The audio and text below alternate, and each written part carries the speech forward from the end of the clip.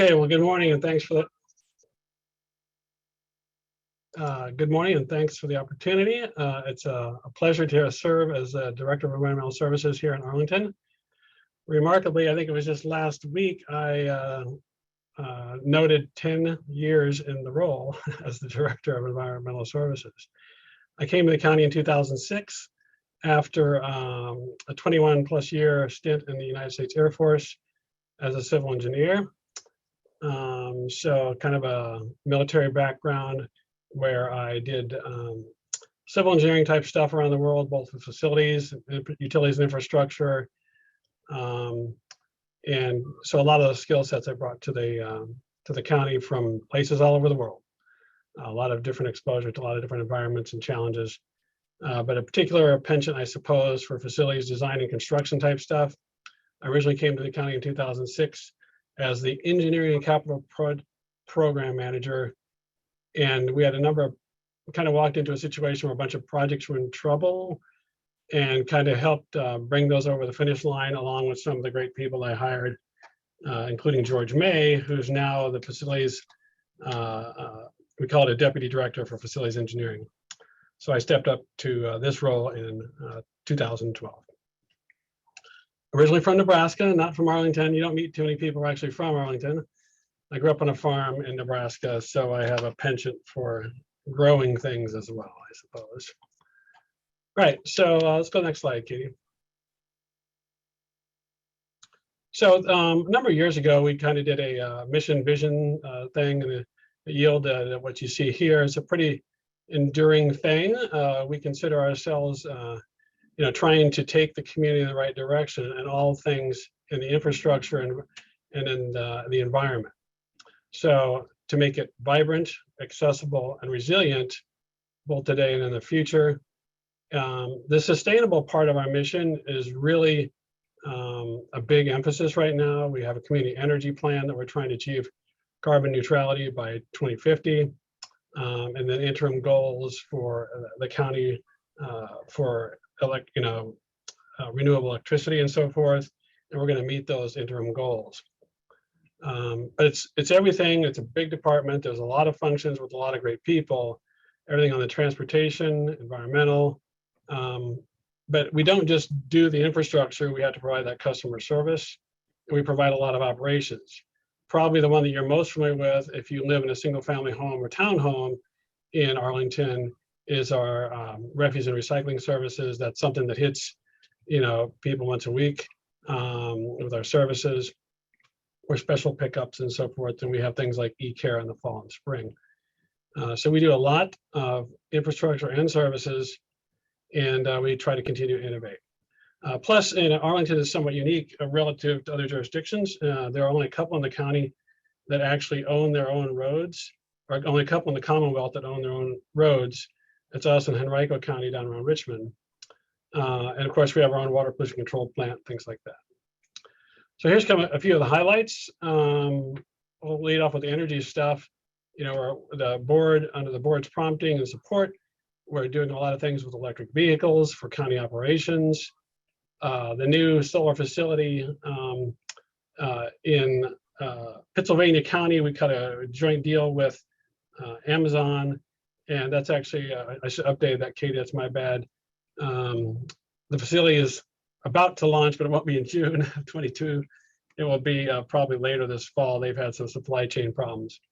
But that will enable us to achieve about 80% of our energy for county operations will come from that facility, all renewable stuff. And then the board most recently approved us, again, working to achieve the goals of the community energy plan, given a lot of financial flexibility so that we have opportunities.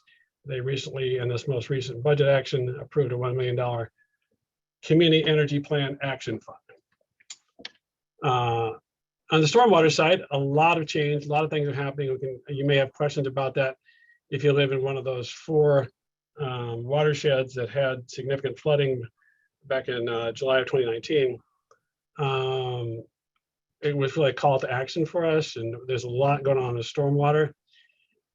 We already had a lot going on with regulatory compliance, the MS4 permit it's called. But now, in addition to those the permit. In addition to this flooding challenges, we are also been tasked by the board to implement a stormwater utility.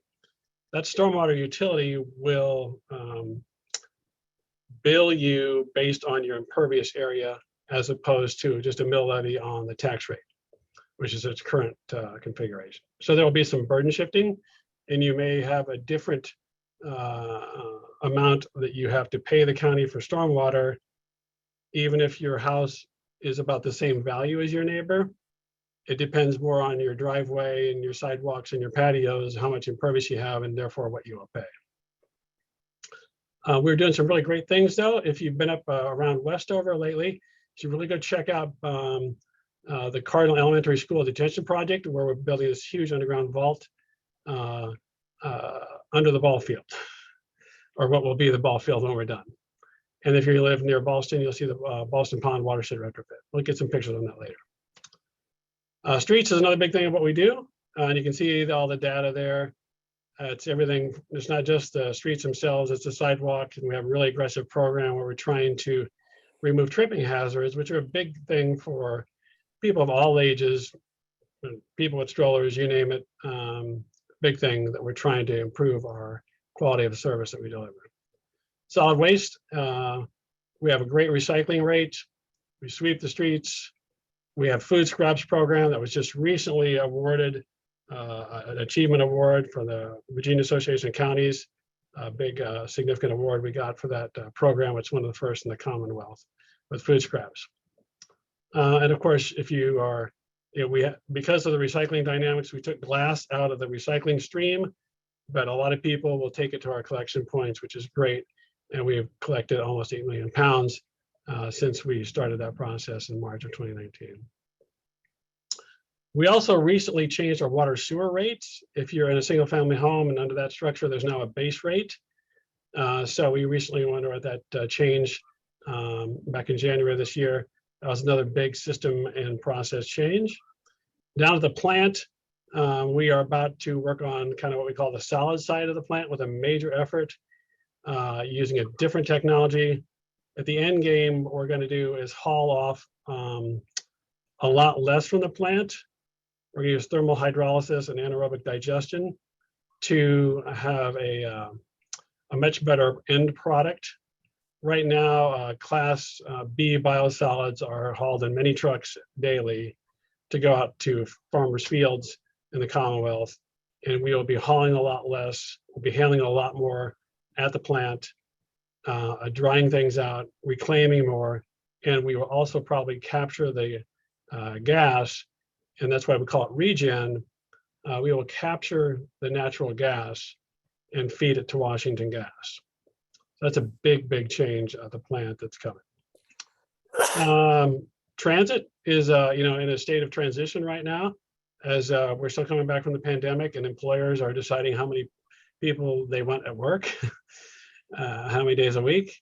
So our ridership is down from what it was historically, but we're working hard on our on-time performance. And a major project effort that we have going on is the construction of a new operations and maintenance facility down in Green Valley.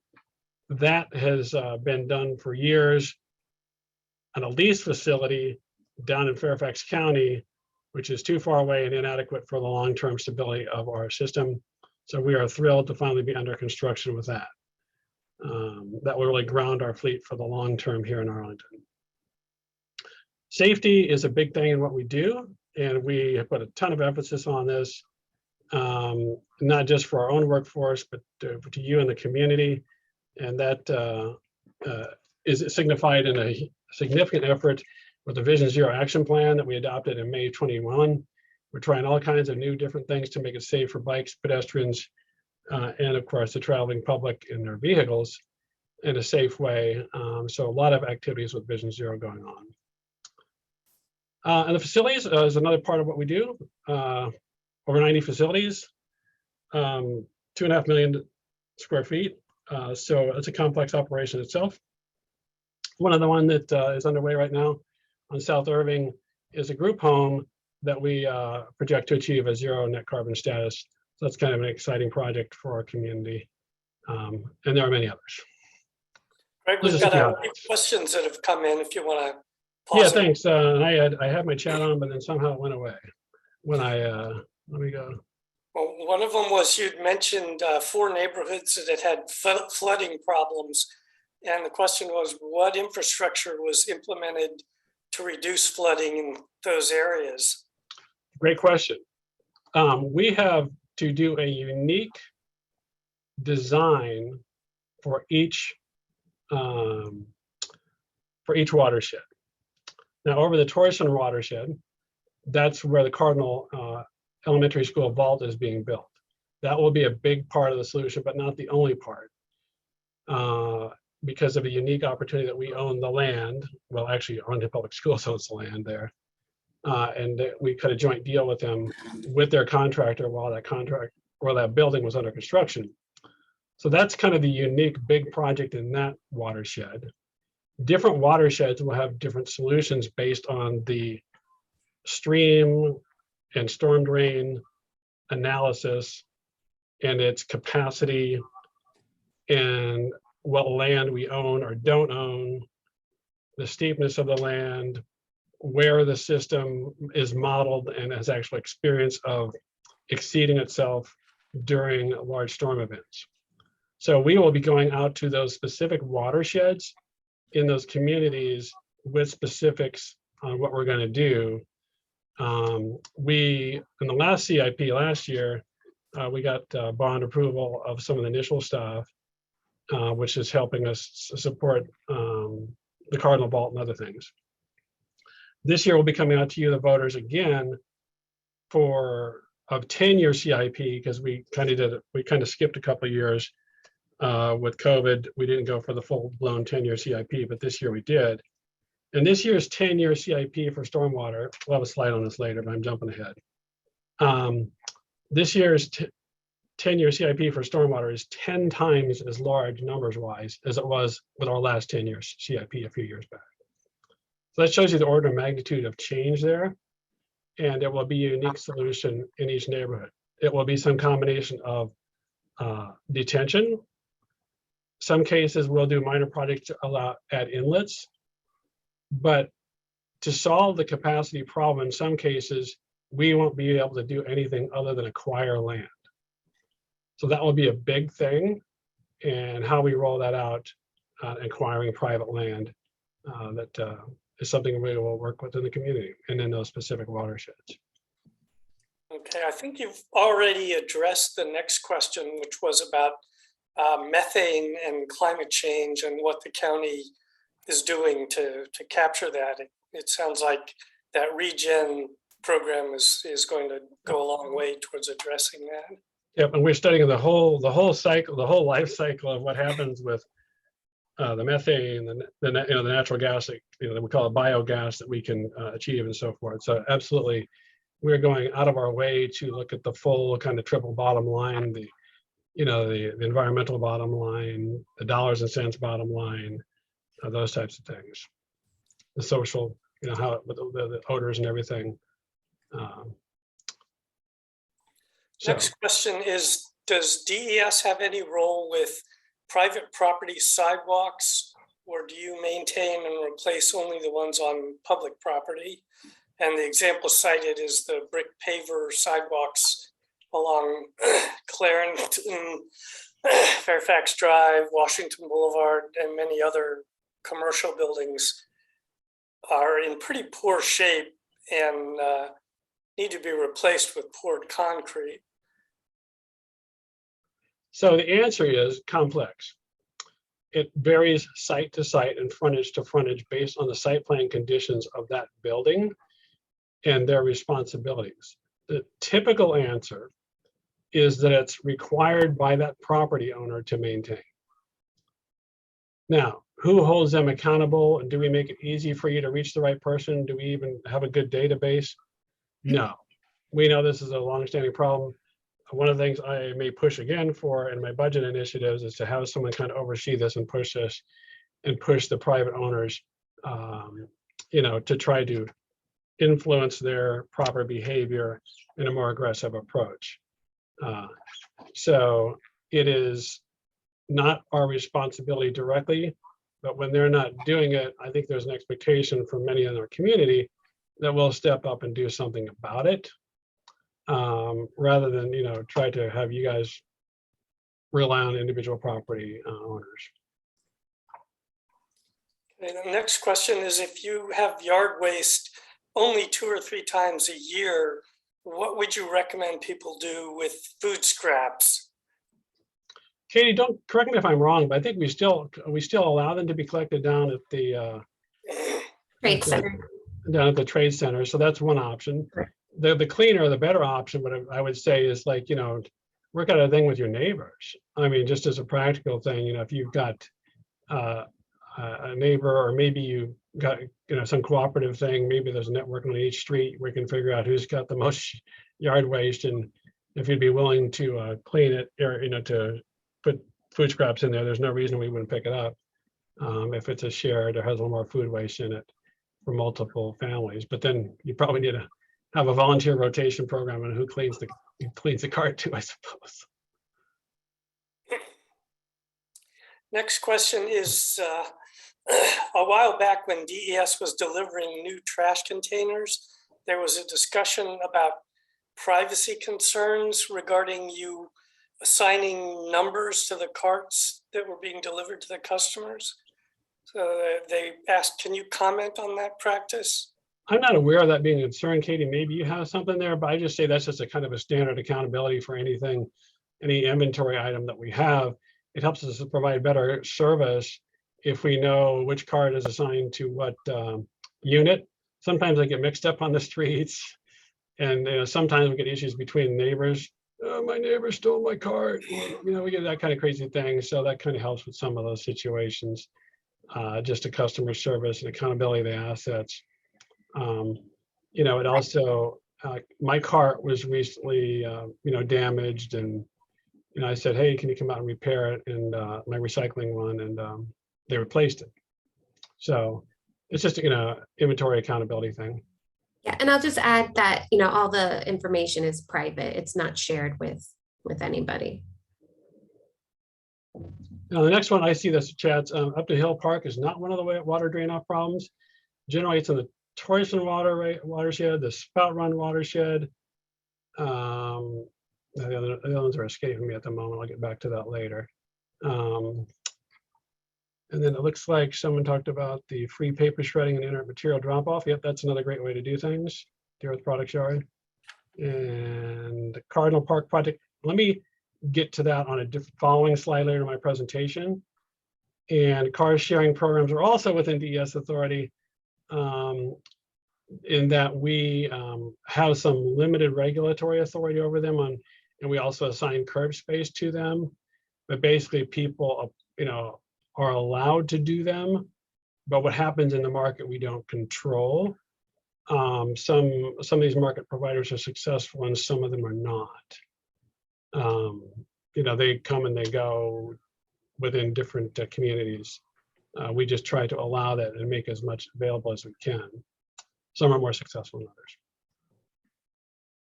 All right, so I think I'm caught up with the chat. Let's roll on to the next one, Katie. So again, we cover many areas. So I kind of have like 3 primary divisions that are operational. The first one we simply call operations. It's where most of the heavy stuff is in. It's where most of our vehicles are assigned.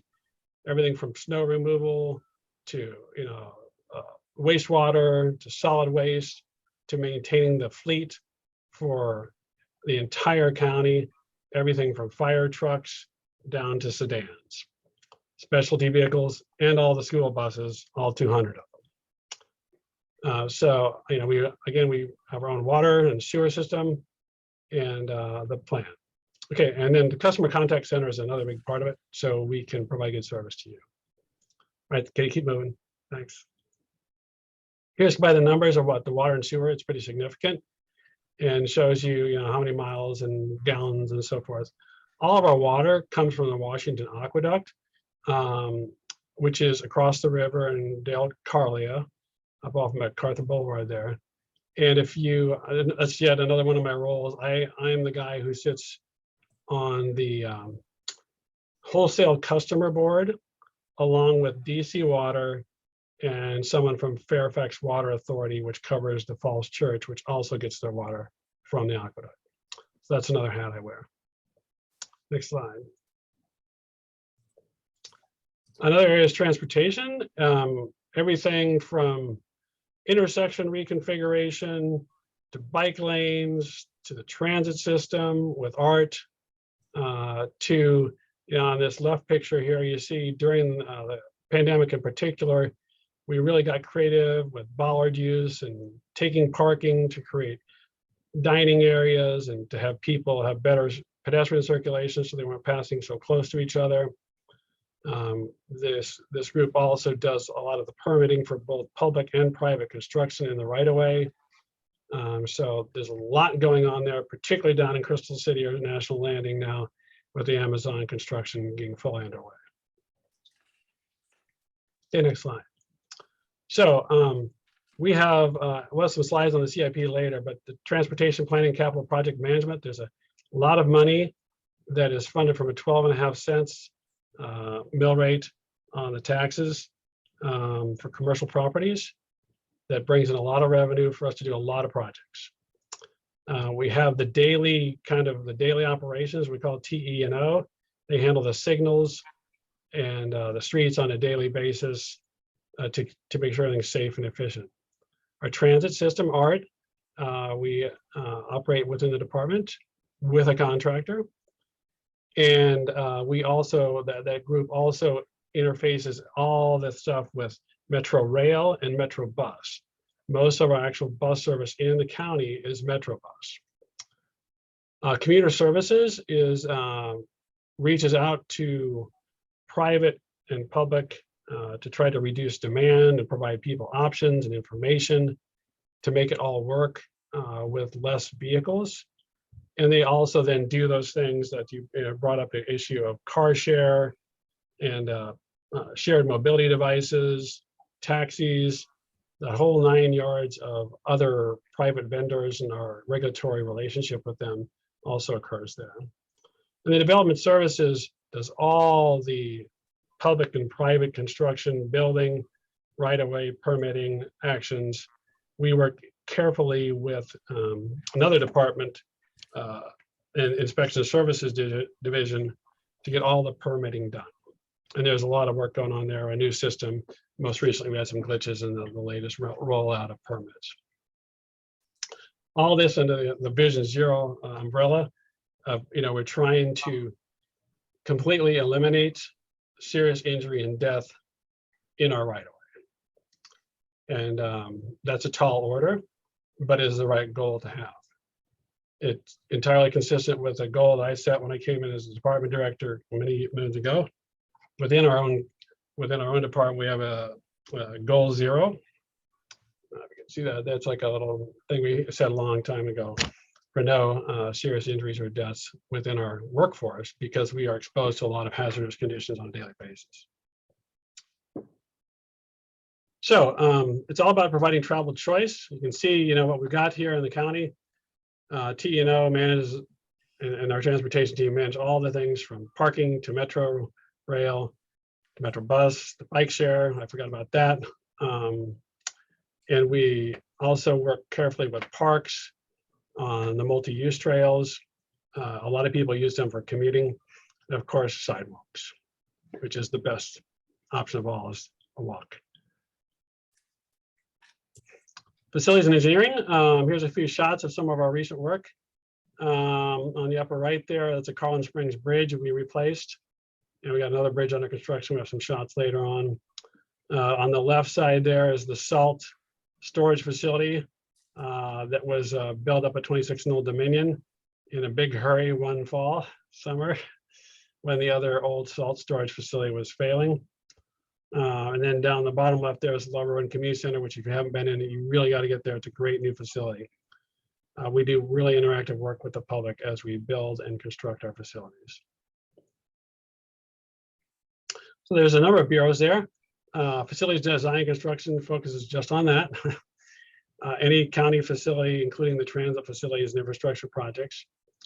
Engineering, we have a lot of people who are engineering. It's mostly like horizontal construction. So water, sewer, stormwater, street, curb and gutter, stormwater, all that wet utilities. And then of course we do stuff for people in another department called the Neighborhood Conservation Program, used to be called, now it's called the Arlington Neighborhood Program Projects.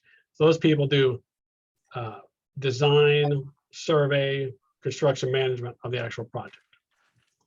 Facilities management does the daily management of those facilities, also runs a motor pool for internal county vehicles, kind of a shared vehicle motor pool.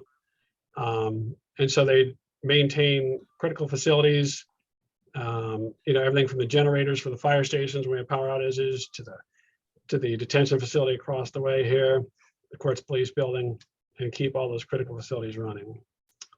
Our real estate team has a number of attorneys who work to acquire easements and land necessary to do projects and to expand the county's footprint. Or we also do leasing of facilities.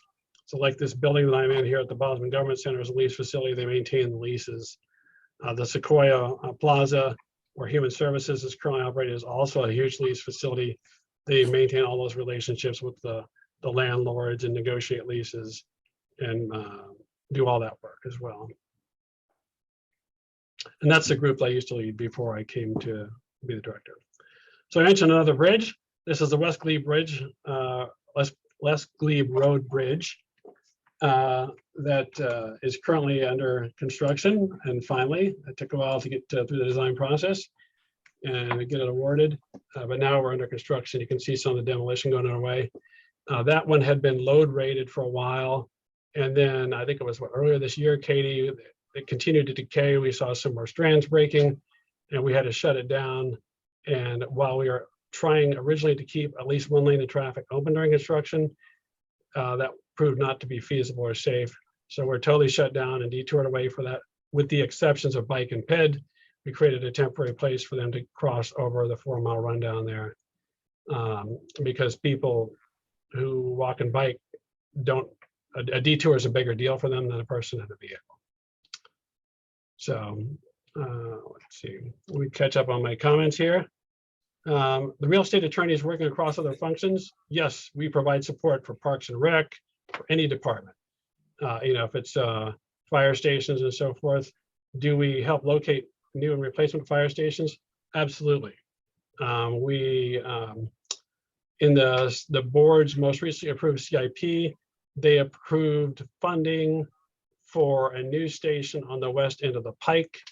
We have I've forgotten the address, a specific property that we have an option on the west end of Columbia Pike, where eventually we will build a new fire station.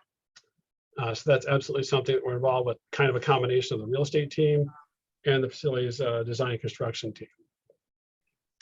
Students get left on the sidewalks for a lengthy period of time. I see that on my own street. What can be done for more timely pickup? You have to work with the vendors themselves.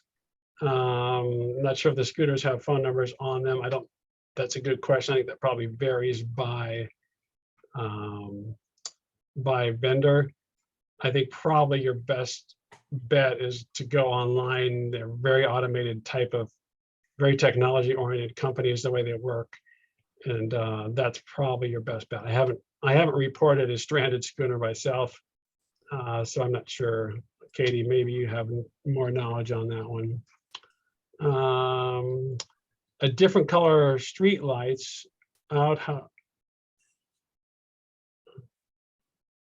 has a different color street lights or outdoor houseboats been considered for the conservation of moth species? We went through a significant period of time where we adjusted the color of our LED lights that were being changed out.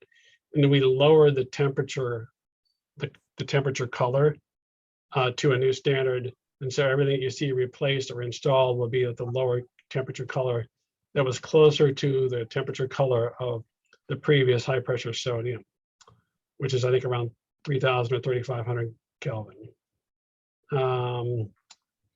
Let's see, food scraps. Let's see, put that in the West Coast. Yep, it's Yeah, they do pick it up even if there's no yard waste. That's a great point someone made. All right, so I think I'm caught up on my comments. And yes, the scooter racks are a good thing. We're trying to designate more areas where we can find them. As you know, the space in the right of way is very competitive for parking cars, for having clearance, for seeing safely, for pedestrians. And now scooters just create yet another demand in a very limited space. And we're trying to find little nooks and crannies where we can, so that the storage of them can be safely accommodated. And it varies by vendor. The other thing that happens is during like gusty winds, they blow over, and that makes it even worse. And some of them have better stands than others. We've seen that be a problem. So in addition to operations, transportation, and facilities and engineering, we also have the Office of Sustainability and Environmental Management, which isn't like as big as the other kind of divisions. So it's a bureau level size, but they focus on stormwater and our Arlington initiative to rethink energy, and all our community energy plan initiatives come kind of from this group. So on the top middle section there, you'll see kind of a model of a stormwater detention facility and what it looks like in a cross section. It's actually a pretty good model of what we're actually doing at Cardinal Elementary School, and I'll see that on the following slide. The lower left shows a stream restoration project. We recently completed, or are about to complete, another stream restoration project at Donaldson Run Tributary B, which is a long time in the planning and design phase. And it's good to see that get constructed. And then on the bottom right there, it shows some of like the interactive customer activities that we tend to do on many different places. The AIR team to Rethink Energy will be at the county fair, so they hope to see you there. Okay, next slide. So again, the AIR program and stormwater management. Stormwater management is a multifaceted thing. It's water quality, and it's also water capacity. And everything from protecting the erosion at an outfall to, solving a capacity problem, to, putting in more inlets where appropriate, to installing infrastructure where it doesn't exist. The big challenge that's happening for us in our single family neighborhoods is redevelopment occurs gradually, but the consistent problem is that the impervious area increases over time, putting more and more strain on an existing system that was sized with different assumptions. So we have significant capacity problems. That, along with more intense rain or more frequent rainfalls, the intensity is what matters for the capacity of a stormwater system. And so we actually have what's called hydrographs that we adjust and design for how much water over what period of time we need to design our system for. And so we're adjusting the hydrographs to account for the more intense rainfall rates associated with climate change. So we don't just wave a wand to change the size of 4-foot pipes under the ground and make them 5 foot. That doesn't work that way. So that's a sample of the challenges we face. So I mentioned some of these earlier on the highlight slide, but here's some pictures of the Ballston Pond retrofit underway. And then that middle one I really wanted to highlight is a great shot. I think we must have used our drone for that to get, those are the cells of the detention facility at Cardinal Elementary. It's being being built right next to a playground. So it's a pretty tight site. We had to work a lot with the principal there and the families, and that's working out really well for us in a safe, exciting way. The kids get to see the construction daily from their window if they face that side of the school. And down a 4-mile run, we have to do periodic dredging of the sediment. We do that jointly with Alexandria, who's on the other side of the run. And down there, right around the Mount Vernon bridge in that area is where, and downstream from there, leading out to where the airport is where that work is taking place. We have to do it during a certain season to avoid the eel spawning. We're very limited on that by a Corps of Engineers permit. I mentioned the capital improvement program, and how do I say this? I think I should have done the math on this. But if you look at those numbers that are associated with transportation, facilities, and stormwater and utilities, which are all in the department, and add them all up, well, about, I think it's somewhere about 3/4 of the entire CIP, we are responsible for executing in our department. It's a big program. The biggest, of course, is transportation, just due to how expensive those projects are and the nature of the work. Okay, let's go to the next slide. So here's another way to look at it. And you can see the DES stuff is kind of intermingled here. Pretty much, we've got it all except for schools and parks and recreation. The rest of it is executed, planning, designing, construction, all within environmental services. And then you can see kind of, the bonds vary from year to year, depending on what we're asking for or where the big project is. That can change over time. But we have a pretty consistent thread of effort in the utility systems that we have to maintain over time. And then the transportation. The transportation, the bond is pretty low because we have a pretty significant inflow of cash and grants we can get from various sources. The Department of Rail and Public Transportation provides us, when we're successful, grants with the Northern Virginia Transportation Authority, which oversees some of the funding allocations, also provides us grants when we're successful.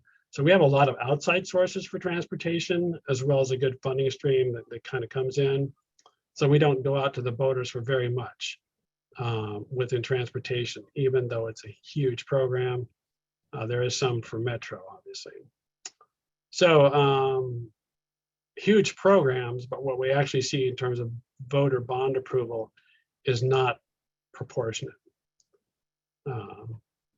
But again, on the purple on the upper right there, the stormwater, I think last referendum we did 50 million. This time we're asking for about $40 million that will support our significant efforts we're trying to do. So a lot going on there. So the other thing I would say is we have an ongoing set of initiatives and studies. The first, let's see, 5 or 6 there are all kind of around sustainability and the community energy plan. And we are looking at decarbonizing our facilities. We are looking at decarbonizing our transportation. We will be doing an electric bus demonstration, if you will, proof of concept from various vendors. Our board has given us direction of their preference to use electric buses in our next purchase. We are building our new operations and maintenance facility to accommodate electric buses. That's a big thing.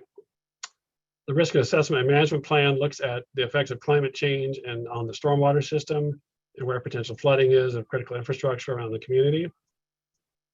We're also implementing a stormwater utility under the board's direction, which will again shift to impervious surface being the thing, not the value of the property that determines how much you are charged.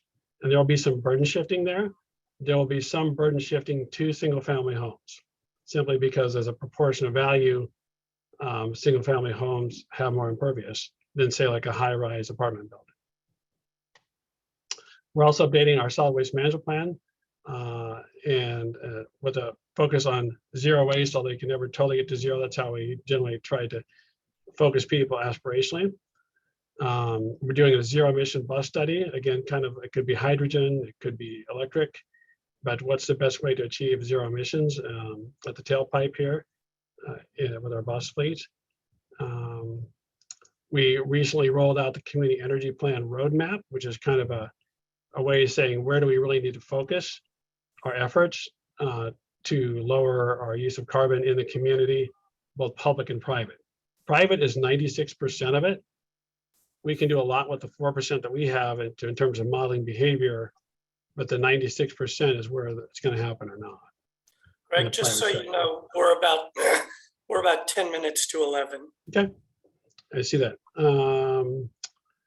And then we also have a strategic transit plan update. We have to do that periodically based on the size of our fleet to get our funding. And that's again where we'll integrate all those things together with the zero emission bus study. Down at the Trade Center, we have a real problem with space. So we're trying to figure out what to do down at the Trade Center, what functions might go elsewhere, how to accommodate and replace aging facilities when we are completely jam-packed. Not sure if you know this, but right now there's 200 buses for APS down there. They don't have room for parking their drivers or their attendants to help. They have to be shuttled from the Barcroft parking garage. And we don't have room to store and operate all of the equipment that we need within DES. It gets pretty tight. Vision Zero, we already talked about. And then of course, there is a diversity, equity, inclusion initiative across the county. We have a very diverse workforce. Within environmental services, we are actually a majority minority workforce. Okay, I'm gonna catch up on my chat. Let me get that after the challenges. So I think that will work out well. So here's some of our current challenges. We're in a dynamic situation with pre and post pandemic telework models and how much space people need and where they need it and why they need it as we try to manage our 2.5 million square feet. And it's like people don't know exactly where that's going to land. That affects our office space, that affects transit. I talked about trades, and in a constrained urban environment, everybody wants the services, but they don't want the buses next to them, or they don't want the dirty thing next to them, or the smelly thing next to them, or the thing that has to get going at 4 in the morning next to them. So it makes it tough. We had some challenges, right? When we were trying to temporarily relocate the art bus fleet or a portion thereof, so we could build down in Green Valley, the operations and maintenance facility. We temporarily located 29 buses up at the North Quincy site next to W&L. That's a tough thing for those neighbors. I talked about the pace of redevelopment going on with Amazon down in Crystal City. That's a big thing to maintain safe, functional infrastructure, water, sewer, transportation, pedestrians as the population grows there. And I talked about the piecemeal lot by lot neighborhood redevelopment, the random lot that's sold and rebuilt and how its effects on stormwaters and sidewalks and drainage in particular. We have a lot of neighbor to neighbor drainage issues that get created by redevelopment that's by right development. And then how fast we can go for the community energy plan implementation is a big challenge for us. And then stormwater I started to talk about, which will include voluntary property acquisition. That will be a significant policy shift for us. That's yet another challenge. Okay, so questions. I've been trying to answer a few around us. I'll try to hit a few more. Biggest challenge for DES director. I think I can zero on one. I just refer you to the slide I just briefed. There's always multiple. It's just, there's no one thing that makes the job exciting and fun every day. What am I most proud of during my tenure? I think we've got a good functioning team. I think it's well supported. Everything from Katie and her team. A lot of that kind of built up during my time to where we think we're doing a better job communicating with our community about what we're doing, how we're doing it, when we're doing it. That's a respect that we owe. I think we've done really well there. But then we're also internally supported. We created this unit called Decision Support, where we are using data to help us manage ourselves, or using data effectively, using tools like Microsoft Power BI. We have some brilliant data people. We got the data analytics area is really growing, whether it's transportation or facilities or personnel management or whatever. I think we're coming a long way, in terms of structural changes. I hope at the end of my tenure, we will have made a significant shift forward in stormwater, because that's a really big challenge in the community. So you're going to hear from Eileen in a few weeks. That's great to see. And the decision to underground utilities, we do have a little bit of influence on that. Depends on the project. So on the projects that we have within our control or that we're doing, like the new fire station up on Langston Boulevard, a new fire station 8, that had some overhead electric on the frontage. And we decided to ask the board and design for getting that underground on the Langston Boulevard frontage. It depends on the project. We do have a utility undergrounding map with designated certain frontages that's out there. And so if you fall on that map and you're a private developer, then that's kind of an expectation. It's often negotiated within a site plan or redevelopment, how that goes down. But typically with a site plan, utilities get underground it. The problem is that old properties are not redeveloping. We don't have a lot of money sitting around to do those and just take initiative on there. Undergrounding is super expensive. And of course, up and down Columbia Pike, massive amounts of investment getting the utilities underground. And so we are going through our final phases on the Pike, a huge investment down there. So it depends on where it is for undergrounding. And it's not, if undergrounding, if it was just Dominion that we'd be working with, it would be simple or relatively simple, but it's not. It's Dominion, it's Comcast, it's Verizon, it's all of the above. And doing them in an artful sequence to keep all those functions to you in the neighborhoods working 24/7 at the same time. Greg, maybe to wrap up, Greg, we'll ask you a simple one. Do you have input on the missing middle study? Yeah, actually, we do. The missing middle, we have been particularly involved with them because it's just a classic example of the trade-offs, right? Because depending on how dense they are, what their footprint is, it affects me in stormwater, right? Okay, let's say you get a 6-plex or an 8-plex. We had a big interaction because we control the parking standards, and we're kind of the parking people as well. And focus a lot on that, but nothing is more passionate to people than a parking space in front of their house. And the parking ratios that would be required for a particular property, that's one of the things, the trade-offs that would be with the missing middle. So that's kind of where we're weighing in there. And some streets have lower parking density than others, and what's fair and consistent, what the standard for parking, we get into that. What's the parking going to be like for stormwater? Because if you build a whole bunch of impervious parking, you get it off the street, but now you've created a different stormwater problem. So even within DES, I got trade-offs on just about everything. Very good. Well, I think with that, have we covered everything? If anybody has any did I miss any, Gary? Do you have anybody with hands up, hands raised? This has been incredibly informative, Greg, and all of your team. Katie and Jean has been a mainstay in getting this organized, but you really have a lot to be proud of in assembling probably the largest unit within the county in terms of your resources, your people, and the responsibilities. It's pretty much everything. It's a lot of stuff. We draw strength, we draw strength from our community though, and their ideas. When you're doing a project on a street, we think we set ourselves up in a pretty respectful way with the community. Nobody knows the street like the people who live there. We can send our engineers and our surveyors out there and we can do our things and our plans and propose something. But that's why we engage, right? That's why we get that input.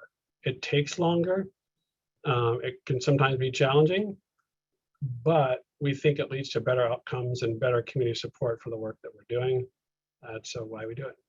And congratulations to you, Greg, for your tenure and for all the good things that you're working on. These are a wide range of responsibilities. These slides were great. I did take a screenshot, and we are recording this session. So with that, we'll say thanks again. Thank you all for your time. Great to meet a lot of you. Hope to see you around the community, maybe at the fair. Thank you.